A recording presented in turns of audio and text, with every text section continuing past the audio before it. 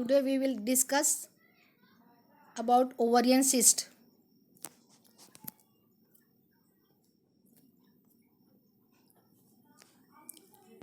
It is a benign lesion of ovary. It causes ovarian enlargement. Enlargement का एक और सबब है, वो है tumour of the ovary. Figure में आप देख सकते हैं ओवरियन सिस्ट एक साइड में है, एक साइड में नॉर्मल ओवरी. यूट्रस ओवरी के इन्लार्जमेंट के दो टाइप्स हैं, एक तो नॉन नियोप्लास्टिक या नियोप्लास्टिक. नियोप्लास्टिक यानी new growth, development of abnormal tissue. Neoplastic इसमें न्यू ग्रोथ नहीं होती है.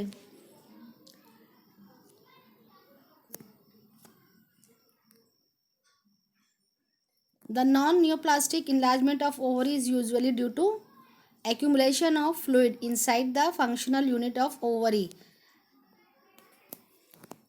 इसमें टिश्यू की ग्रोथ नहीं होती. ओवरी के इन्लार्जमेंट की वजह होती है ग्राफियन फॉलिकल में फ्लूइड का एक्यूमुलेशन, जिसकी वजह से ओवरी की साइज बढ़ जाती है. इसे सिस्ट कहेंगे. जिसमें फ्लूइड भरा हुआ होता है वो सिस्ट कहलाता है.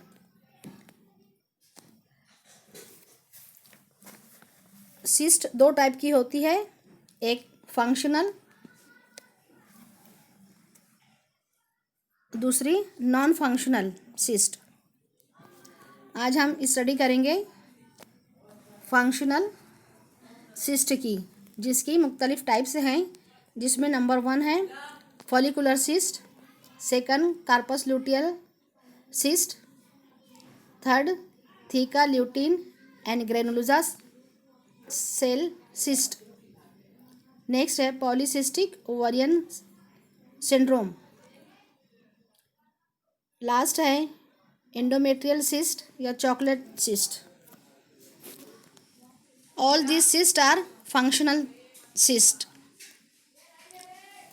फंक्शनल सिस्ट किसे कहेंगे, उसकी कुछ क्राइटेरिया है, कुछ फीचर्स हैं जो देखेंगे.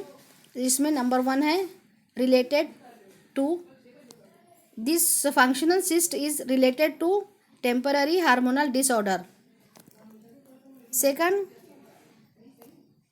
it becomes complicated rarely, usually 6-8 centimeter in diameter and usually asymptomatic. इसमें कोई सिम्टम नहीं पाया जाता. नेक्स्ट स्पॉन्टेनियस रिग्रेशन, खुद ब खुद ये नॉर्मल ग्राफियन फॉलिकल बन जाते हैं, वाटर रिब्जॉर्ब हो जाता है. नेक्स्ट यूनिलोक्यूलर, एक कैप्सूल बनता है इसमें, which contains clear fluid until haemorrhage occurs. जब तक हेमरेज नहीं होता उसके अंदर का फ्लूइड क्लियर होता है. फंक्शनल सिस्ट की पहली टाइप है follicular cyst. It is a commonest functional cyst. They are usually multiple and small. Cause is hyperestenism. Isolated cyst may be formed in unruptured Graafian follicle, which enlarge up to 5 centimeter. In majority of cases, detection is made accidentally by manual examination, USG, laparoscopy और laparotomy.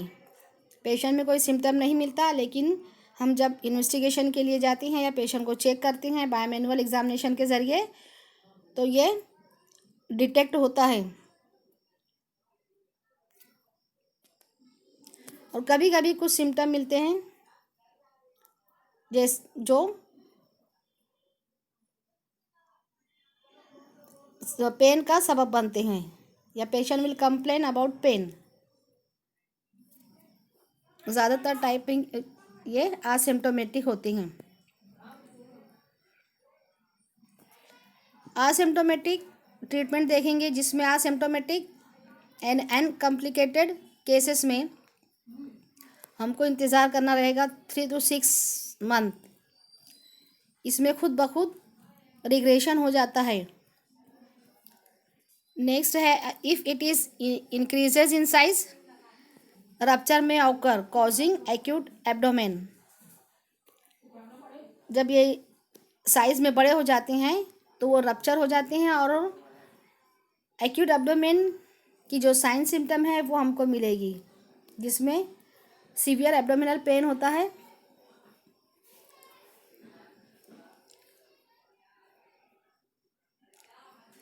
और emergency में laparotomy करना पड़ती है।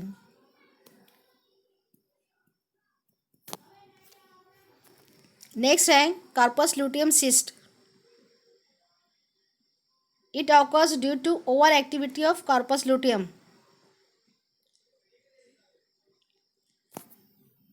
Corpus luteum में excessive bleeding होती है।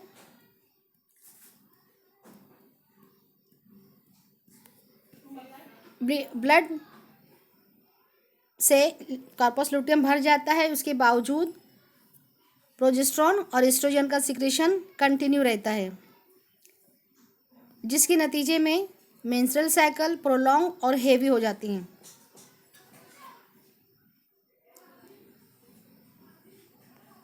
If intracystic bleeding is continue, it may rupture and produce feature of acute intraperitoneal haemorrhage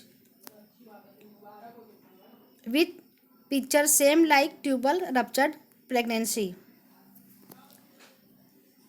जब सिस्ट के अंदर ब्लीडिंग कंटिन्यू होती है, जमा होते जाती है,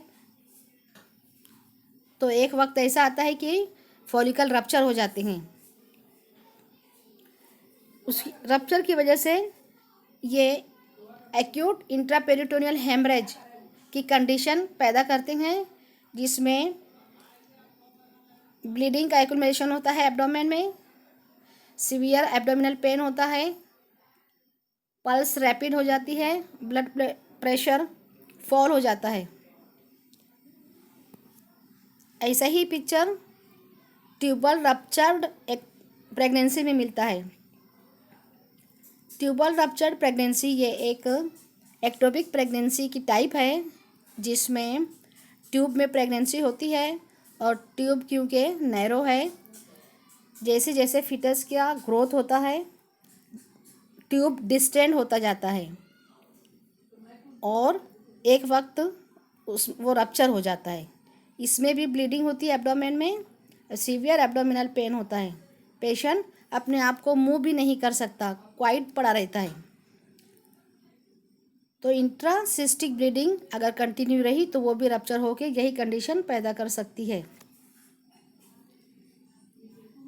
it may be associated with pregnancy and persist up to 12 weeks. ये प्रेगनेंसी के साथ पाया जा सकता है। अगर इसमें कॉम्प्लिकेशन ना हो तो ये खुद ब खुद रिग्रेस हो जाता है।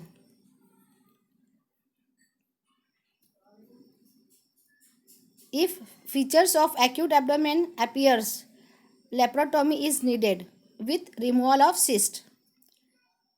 अगर एक्यूट एब्डोमेन की कंडीशन पैदा होती है तो हमको फ़ौरन लेप्रोटॉमी करना है और सिस्ट को रिमूव करना है। Lutein cyst, it occurs in cells surrounding oocyte। oocyte के अतराफ में जो सेल होते हैं उसमें ये बनता है। इट इज़ यूजुअली बायलेटरल, दोनों साइड में होता है। It is caused by excessive chorionic gonadotrophins in case of gestational trophoblastic tumour. अब ये देखेंगे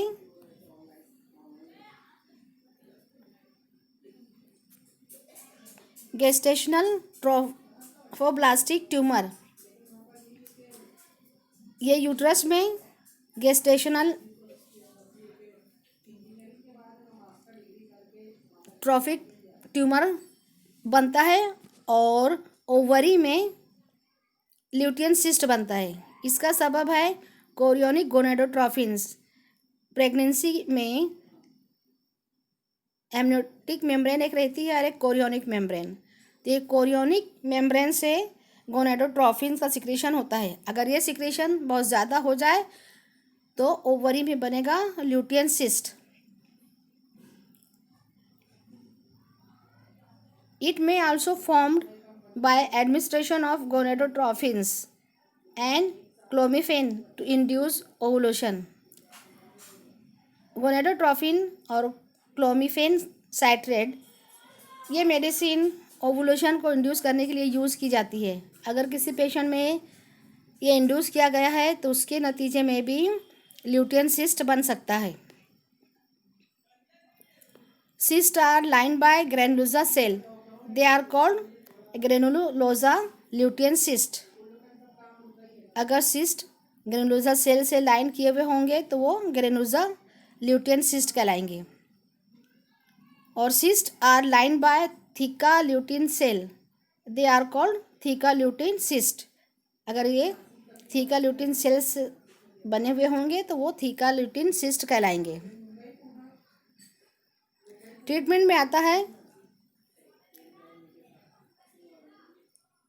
spontaneous regression occurs within few weeks following effective therapy for tumor and when gonadotrophin level becomes normal।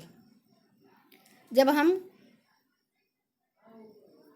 Gestational trophoblastic tumour का treatment करेंगे तो उसके कुछ हफ्ते बाद ये सिस्ट खुद ब खुद रिग्रेस हो जाएगा, या गोनाडोट्रॉफिन्स का लेवल जब नॉर्मल होगा तो सिस्ट डिसअपियर हो सकता है, रिग्रेस हो सकता है।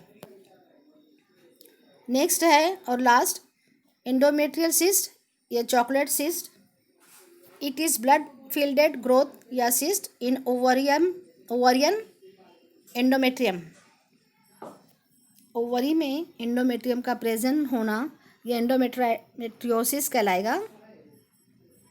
अगर ओवरी में एंडोमेट्रियम है और वहाँ पर ये ब्लड का कलेक्शन हो जा रहा है तो ये कहलाएगा एंडोमेट्रियल सिस्ट, या इसी को चॉकलेट सिस्ट भी कहते हैं, जिसमें ब्लड जमा हुआ होता है, ओल्ड ब्राउन ब्लड का एक्यूमुलेशन होता है।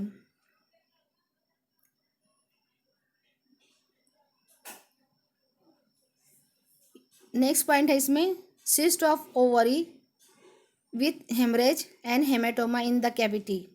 इसमें ब्लीडिंग होगी और हेमेटोमा होगा। बस आज के लिए इतना ही। Thank you.